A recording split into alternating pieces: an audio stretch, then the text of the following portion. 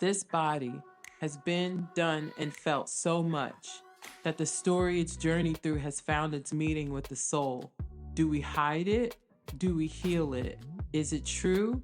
Does it define us? The eyes we hold has witnessed what was felt, transforming the mind and moving it back and forth between what's true, what's false, what's real, and what's not.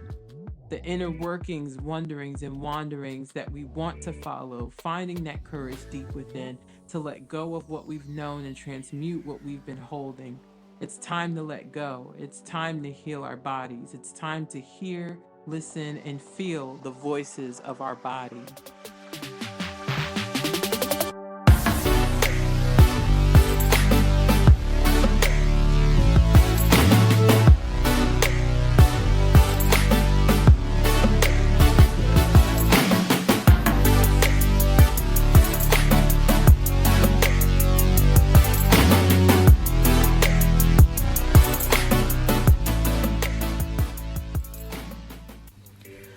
What is up, everybody? Welcome back to Voices of the Body, the podcast. My name is Love Ashley Elaine, and I am here to be your guide as we journey through this big, beautiful thing called life.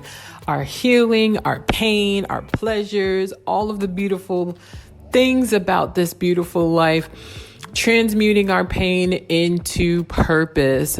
Listen, this episode, I'm sitting down with she's such a beautiful person, and I can't wait to hug her in person. Miss Alicia Anderson, if you recall, last October, she was my very first interview for the podcast. But also she came and shared her story with us about her stillbirth, her beautiful baby angel DJ.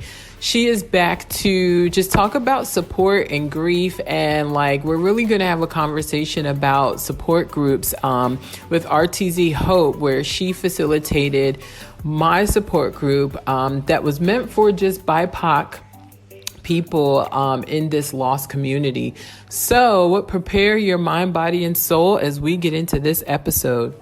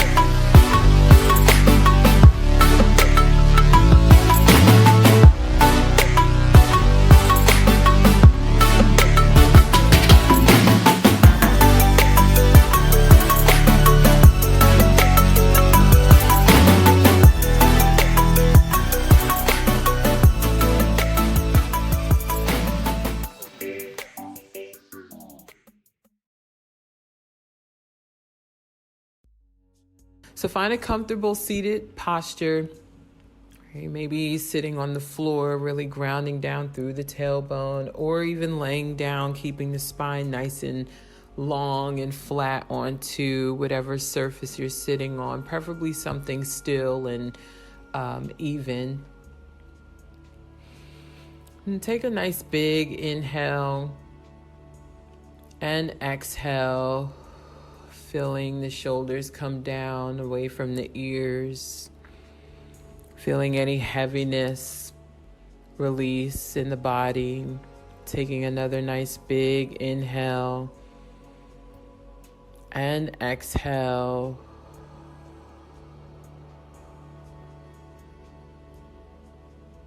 One more nice big inhale, and as you exhale, option here is to bring the gaze down the nose or close the eyes completely if you have not moved into this space. And just allow the words to take part, to penetrate your heart, your mind, your body, your soul. We thank you for your protection and wisdom, for your divine orchestration, for your plans and provision, for the way you heal us and connect us, for your consistency of love, grace, and mercy. for the forgiveness you give so freely and teach us to give to ourselves and others, for the love that is everlasting and ever present, surrounding us like an endless ocean. You are within us, around us, and always in manifested and omnipresent form, reminding us that we are never alone. We thank you for community, a curated space that you align, for healing connection and forward movement. Being present in this space, awakening what we each need individually, we ask for clean hearts, exposure of hidden agendas that are sent to harm us and distract us, clarity of our truth and next steps, and the invitation of the divine connections you know we need to carry with us through and after this space. Let our hearts be open to receive and transformation take place in our minds and souls. These things that we ask of you, amen, ashe. It is so. So allow yourself to just stay here in this space, in this moment, really connecting with your breath, connecting with the words, keeping the eyes closed, drawing whatever needs to come near, to hold you, to touch you, to whisper what it needs to whisper to you, to give you what it is that you are needing in this space: clarity, lack of disruption and distraction, shifting of the mind, thoughts that are haunting you or not letting go. When you're ready, you can take your 3 rounds of breath. And even pause this recording here and allow yourself to stay still a little longer. Invite a little bit more of what needs to be invited. Journal what needs to be released. And we will be right back.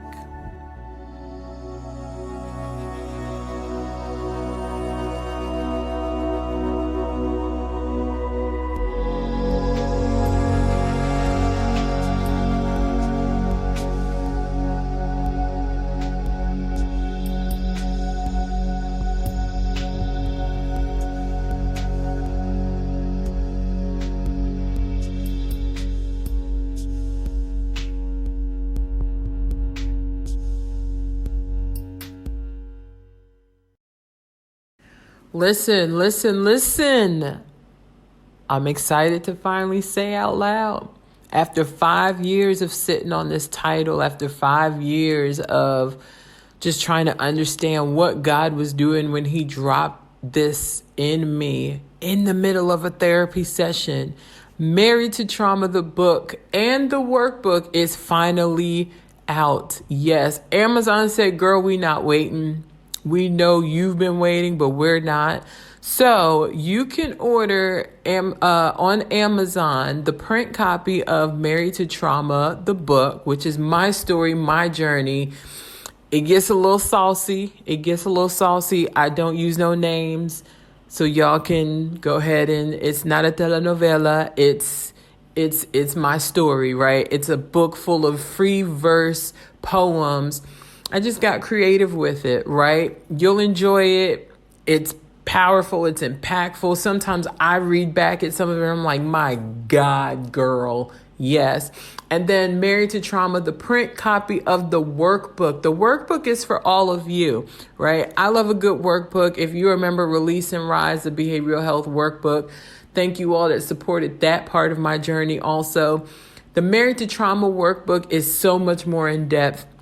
It's a compilation of, you'll see when you get the book, but it breaks down the book, but in a way for you to look at your own marriage, right? What are you married to? What patterns and behaviors have not shifted because you haven't even realized that they're there, right? So go to Amazon.com because I know all of y'all got Amazon. you probably got Amazon Prime too. And this is not a plug for Amazon, but my book is on Amazon.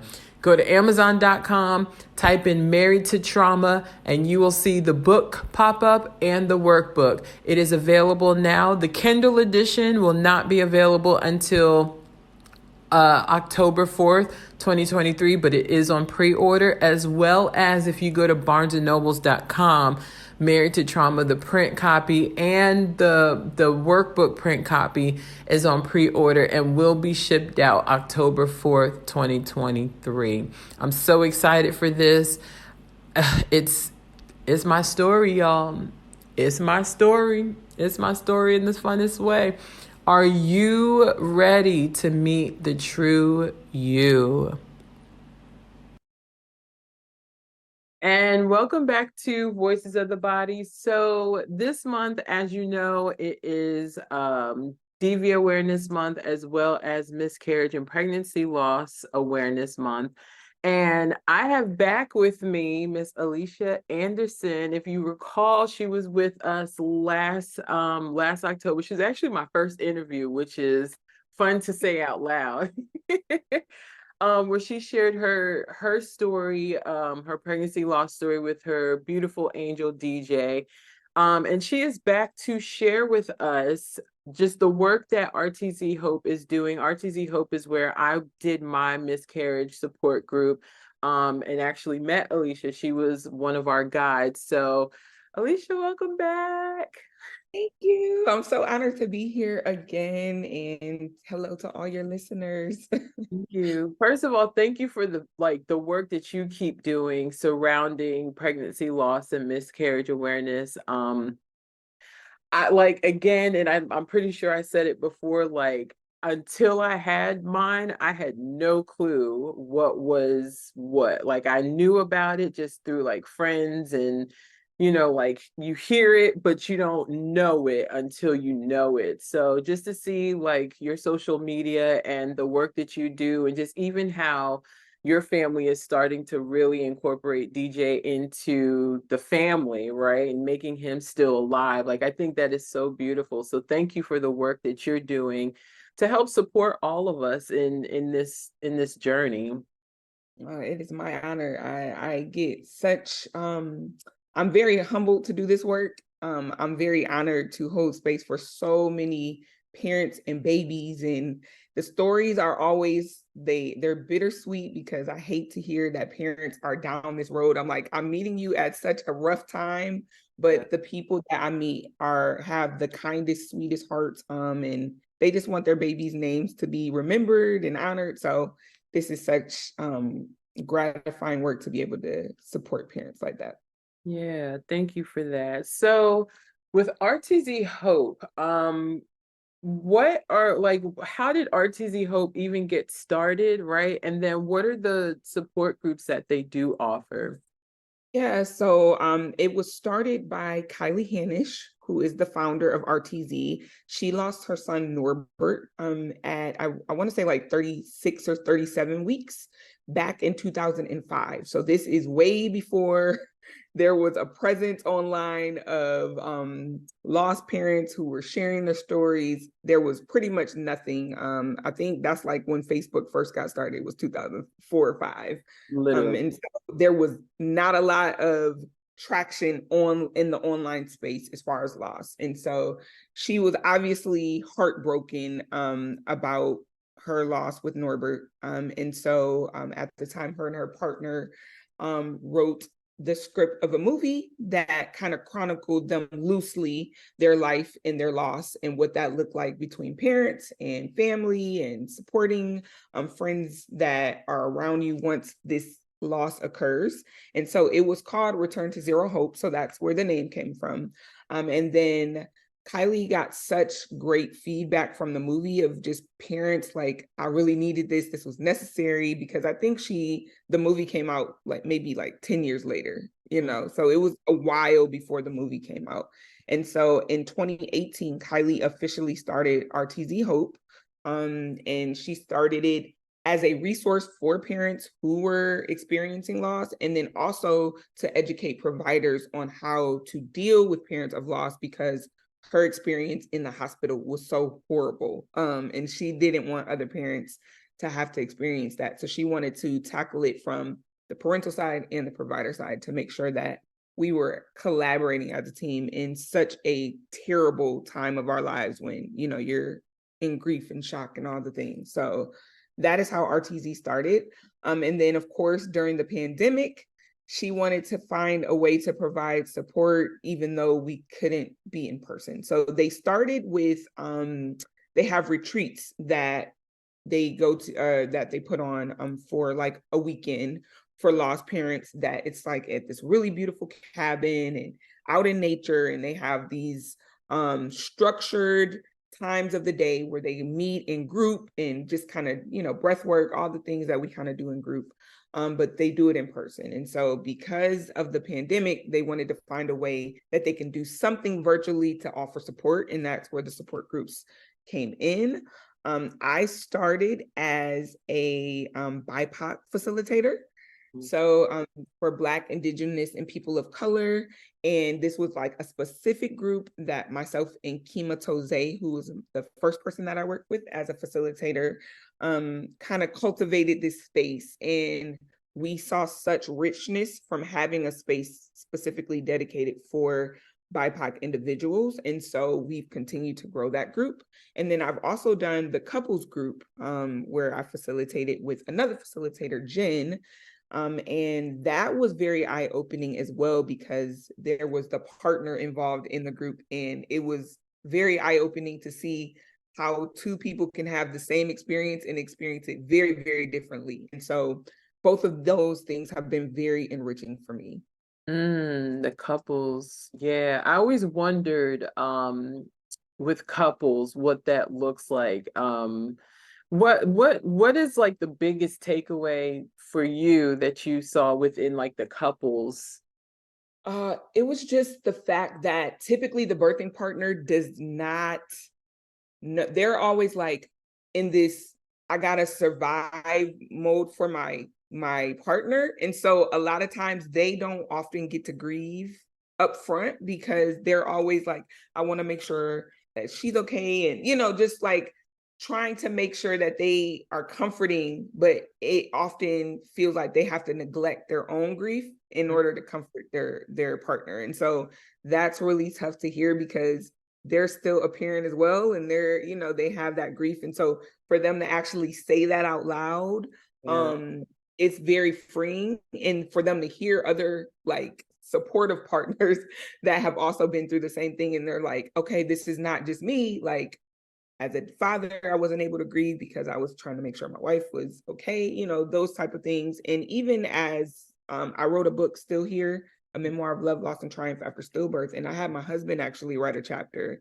And that was the first time that I noticed, like, oh my God, like I could see that we were grieving different, but just to read his chapter was like, whoa, because I didn't know a lot of the things, and he kept them from me because he was like, I didn't want to add to your pain. So he kept a Wow. lot of things inside just Yeah. to protect.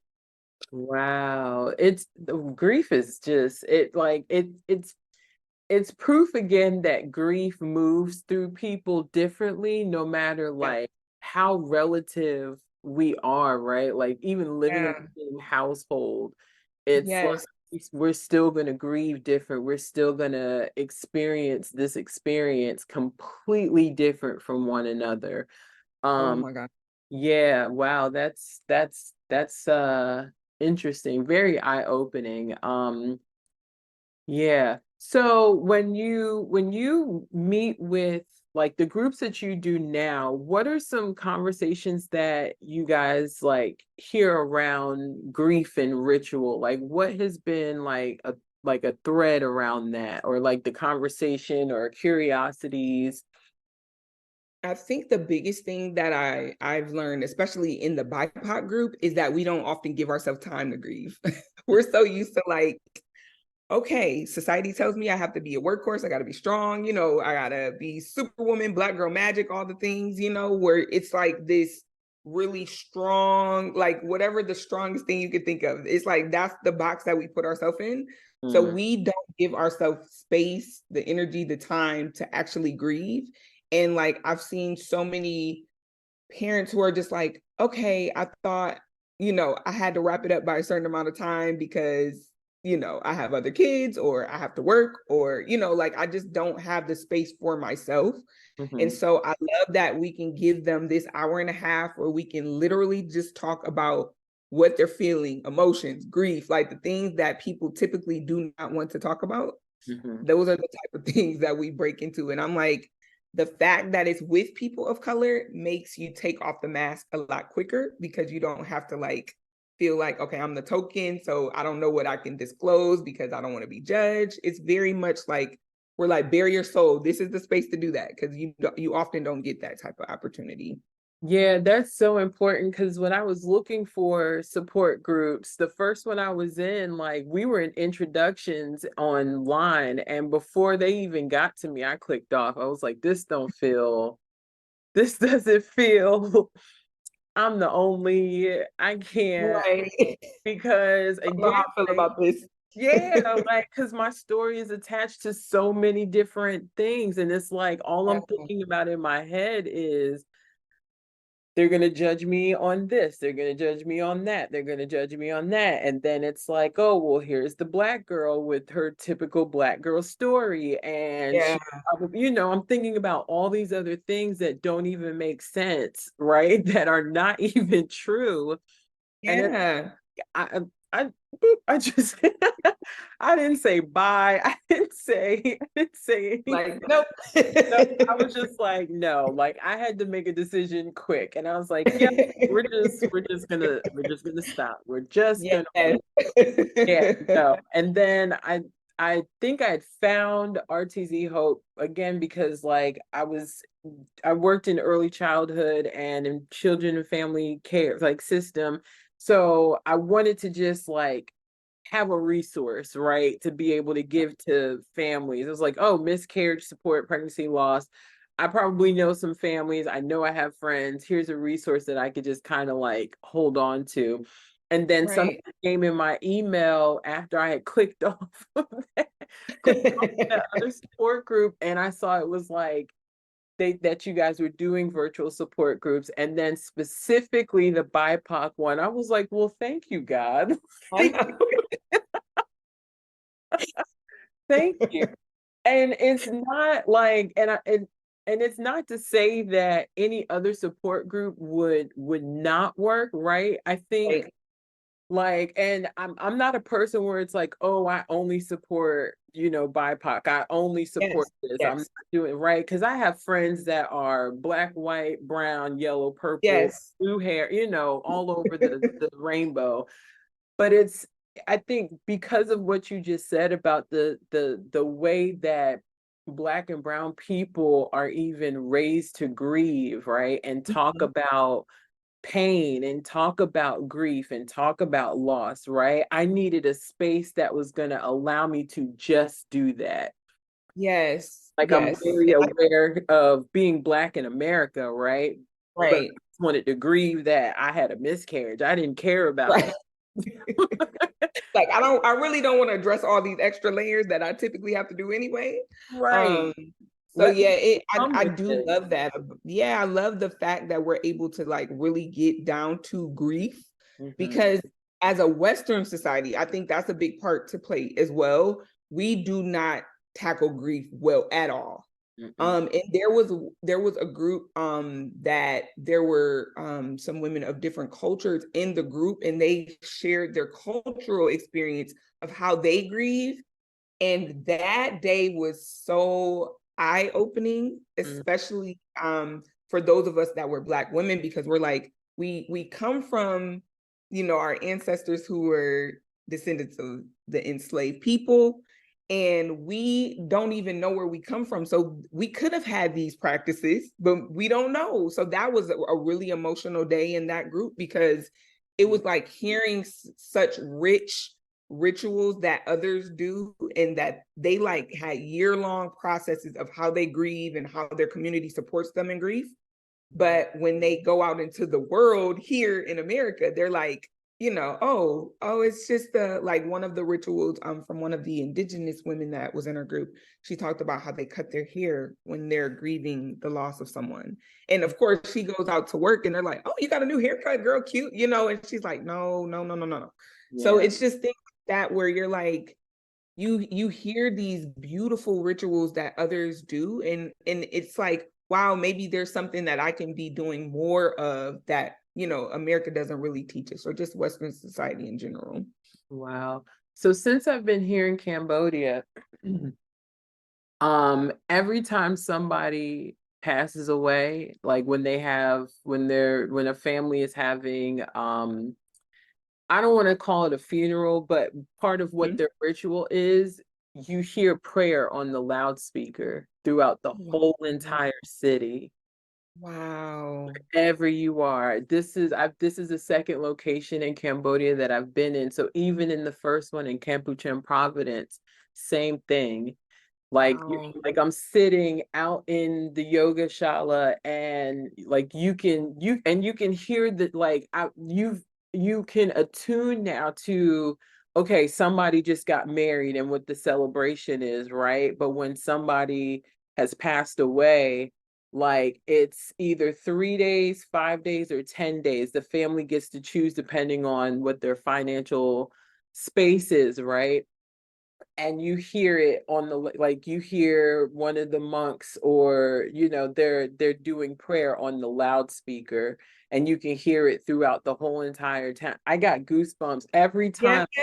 Oh my gosh. Yeah, but it's like, and I think being here has made me like really realize that, man, like we don't give space to grief, right? We make it so taboo, and it's like the only way you're allowed to grieve is if somebody like physically passes away, right? Correct. Like you've been an adult for at least like years, like you've been in full human form for years, and now you've passed away. That's the only time we're able to like acknowledge grief, right? But it's like we still like, oh girl, you need to get back to work, like you need to be doing it. And it's just like, I don't really want to do anything.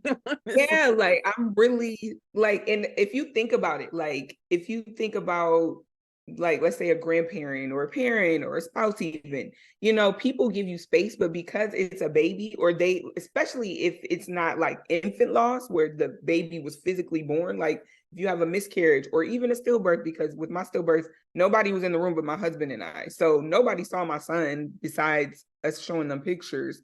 So it doesn't feel like it's a real person. And so people are like, well, why are you grieving like a baby? You didn't even know them. They didn't even have a personality. And it's like, they lived in my body, like, or they were a part of me. When I peed on that pregnancy stick, that's when I became a parent. Right. So it's like, it sounds so crazy. Like if somebody approached you after you lost a parent and they're like, don't cry, like you'd be like, what? That doesn't even make sense. So the logic goes out the window when we talk about baby loss. It's just, yeah, there's not a lot of space. No, there's no space. And then shame comes up, and it's like, yes, should I be like feeling this way? Like sometimes with me, like it still gets iffy, because it's like, well, girl, you were only like 6.5, 7 weeks. Like, why? But then it's like, but no, I know what I felt. I had cravings. I know what I know that I know that I know. Exactly. Yeah. Like, so you take that away from anybody, that experience. Like, you know how hard it is, like, just to even get to the fact that you are pregnant, and then whatever the emotions that come after, you find out that you are, and then it's like, it's gone. And so you're really mourning all of the possibilities of the hope and the future and all the things that you thought you would be able to do, once that baby arrives. So it's not just the baby, it's just like their future, their whole entire life is gone. The names, the coat, like clothes, like just everything. Anything you can imagine, it goes very deep. Like I never will get to walk my son, dance with my son at his wedding. Like, it's lifelong. So when you're grieving 6, 7, 10, 20 years out, that's why, it doesn't just stop at, where they died. Yeah. So with the support groups, what is it, I know the answer to this, guys, but I need you guys to know. Behind the curtain. Right. Is it structured? Is it like drop in? Tell us about the layout of the support groups. Yeah, so intentionally the support groups are closed. So we do 6-week intervals, and we have the same people attend every week, and that is purposeful. We found that it helps to strengthen like connection and community, and especially because we're being so vulnerable in group, we want to create, we call it a brave space, and so we want to be able to allow our participants to get vulnerable, to disclose some things that maybe they would not feel comfortable just sharing with some random stranger, even though we come in as strangers, but oftentimes we're like bearing our souls. And so we want that space to be very controlled. And we do a lot of work as facilitators to make sure that we're creating a space where everybody feels welcome.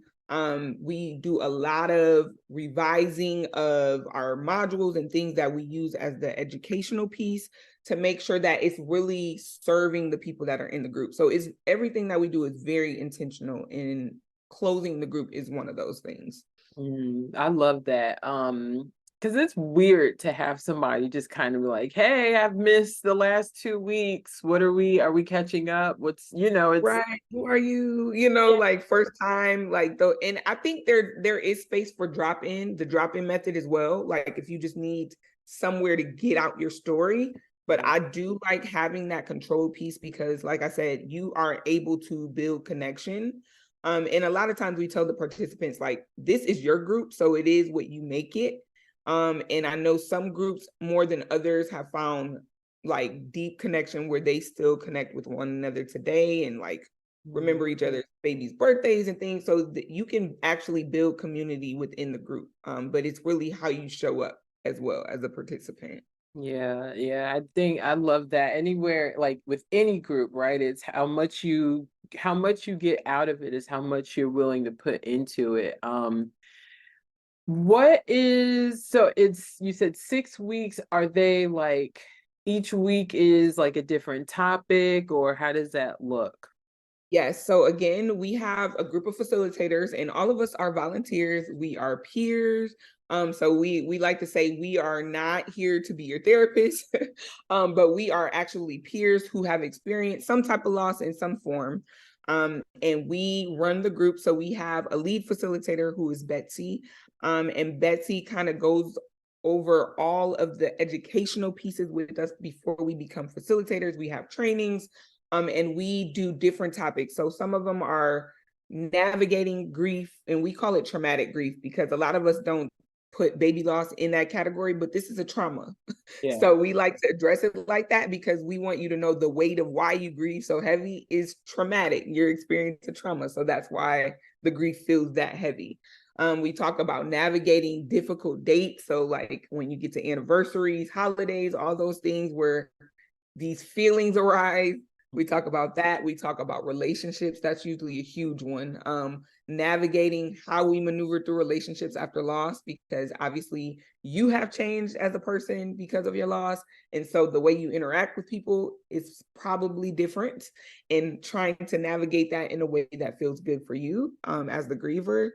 We also talk about mental health. That's a huge one in the BIPOC space, especially because it's just something that we typically don't talk about. And we want you to know that, we don't want you, even though you're grieving, we don't want you to suffer.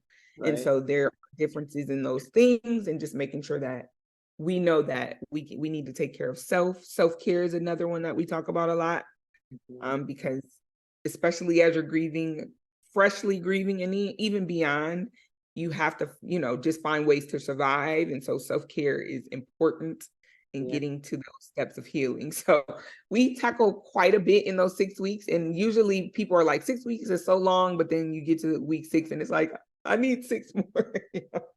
Yeah. But, yeah. Those 6 weeks, they fly by. They fly by. They flew by, but they were very intentional. And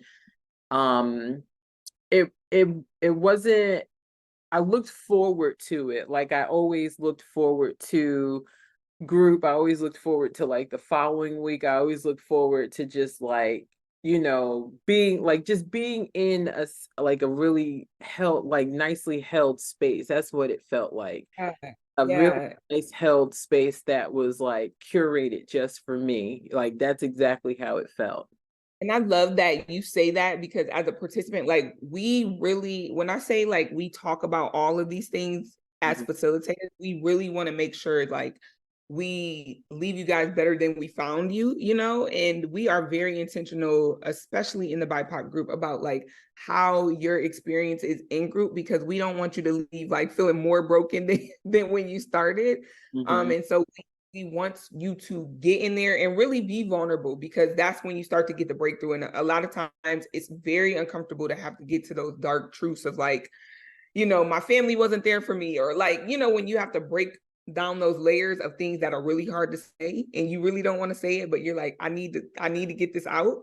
So Yeah. we really try to create a space like that, so that you're like, okay, now that I know this about me, now is when I can start to pick the pieces up and put them back together. But until I really say like, you got to let yourself break, unfortunately, to start to rebuild and get to the healing space. But if you don't let yourself fall apart, then it's hard to really get to that healing piece. Yeah, you got to gracefully break. Oh, I got Yes, chill. you do. Gracefully break. Absolutely. So you have so RTZ Hope has the BIPOC Yeah. support group. You said couple Yes. support group. Yes. What are some of the other ones? I know there's another one that you mentioned. Yes, so there's a new one called Childless Not by Choice that we'll be offering soon. And this is for the birthing parent. So this is for people who have dealt with infertility, who have had multiple losses and are trying to decide what they want to do next. So do I continue trying to have a baby? Do I stop? And what does that look like if I stop? How do I find fulfillment in life with or without living children? So that's a new one. We have a miscarriage one, or early pregnancy loss. We have a pregnancy after loss, parenting after loss, ending a wanted parent or ending a wanted pregnancy. So that's termination for medical reasons. So those ones are typically really full, because there's so many people navigating, especially now with all the laws that are changing in the US and state to state. And so that is a really important one that we offer. Of course, the couples. And then there's just like a generic pregnancy and infant loss that just kind of catches everybody, in whatever stage they're in. But there's something for everybody. And so I always say, check out RTZ's website, because they have all of those. And besides the support groups, they also have resources that you can connect with. They have a YouTube channel that a lot of the seminars and webinars that we typically do are on live, so you can check those out as well. But there's so many resources that RTZ has besides just being in support group. Yeah. And if you have any like reservations about the support groups or even being in a support group, right? Because I was a little, my therapist was like, so let's find some support groups. I was like, I'm good, girl. And then, I don't need like, that. I'm good. I do well with one-on-one. And then I was like, so I found a support group. I was like, I found two actually, one for each cause. Like, Exactly. Yes, yes, yes. but if you have any reservations around support groups, I know I actually was on a panel that RTZ Hope just did a couple weeks ago, I think it was. Yeah. Is that on the YouTube Yes, page that is also? on YouTube. So please go check that out. And they were just the people that are over RTZ, Kylie and Betsy, who are the people that kind of run RTZ. They Mhm. were so incredibly proud of you all as participants for being so vulnerable and really sharing your experience, because I think it does help to have like that word of mouth of somebody that's actually been in group, because as facilitators, we hope to cultivate the space, but it's another thing to hear from people that actually have sat in your shoes. That Yeah, no, they RTZ Hope, whatever you guys are doing, and I know it's the heart of the people leading also. Like, Yeah, you're just a beautiful person. I can't wait to like thank hug you in you. person. I know, I know. This is getting wild, but I think like whatever you guys do to really like hold space and really strategically move through all of the things that we're not thinking about when we're Yeah. grieving, right? No matter what line of work you're in or how long you've been in therapy before this or what you're aware of, like when something hits like that, it's like Yeah. all my senses, all my knowledge, everything goes out the window because I don't even know how to get out the bed. So Exactly.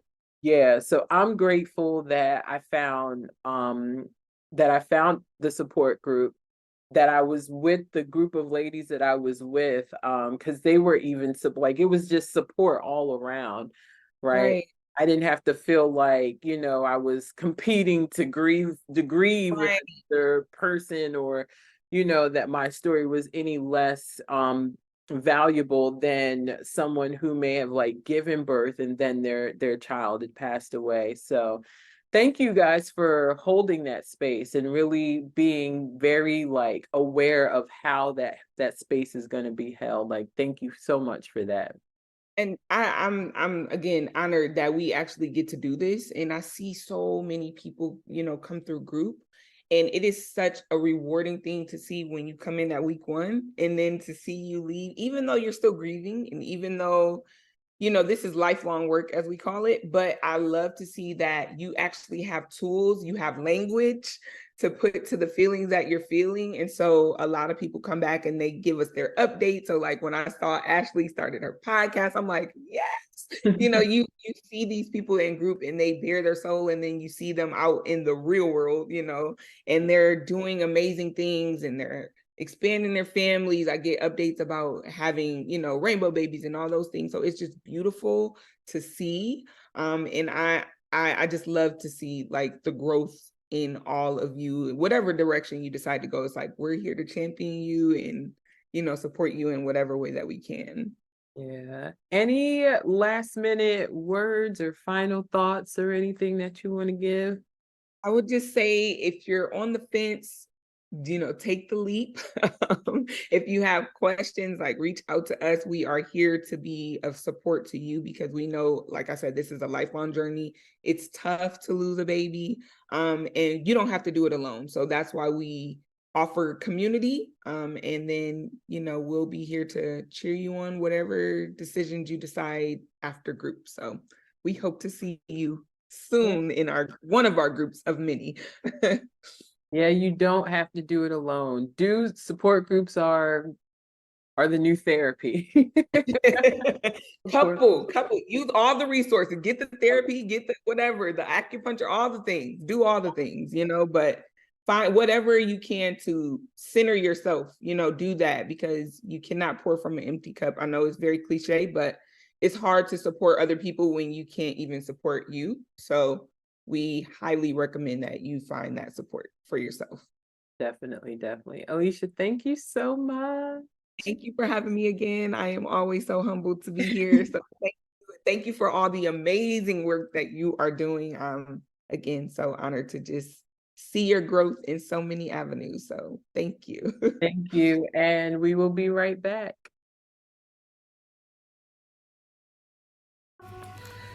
I always have so much fun, one, doing interviews, and two, like really connecting with people. Alicia is so much fun to chat with. As you can tell, like we have both come into a really good space with just our journeys, and I'm so grateful to have met her when I did, and connect with her in this space. And I'm excited. I'm gonna keep saying it. I'm excited to meet her in person when that day comes and hug her and laugh with her, and then like just really get to dive deep.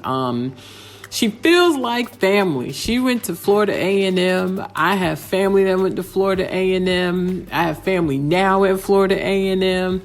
Who knows? She might be family and we don't even know it. But I think the biggest takeaway, and it's something that I'm like working on now in a paper that I'm writing for, a chapter that I'm writing for another book, or finishing up, is just grief, right? Like really understanding grief and being allowed to move with it, right? And give ourselves space for it.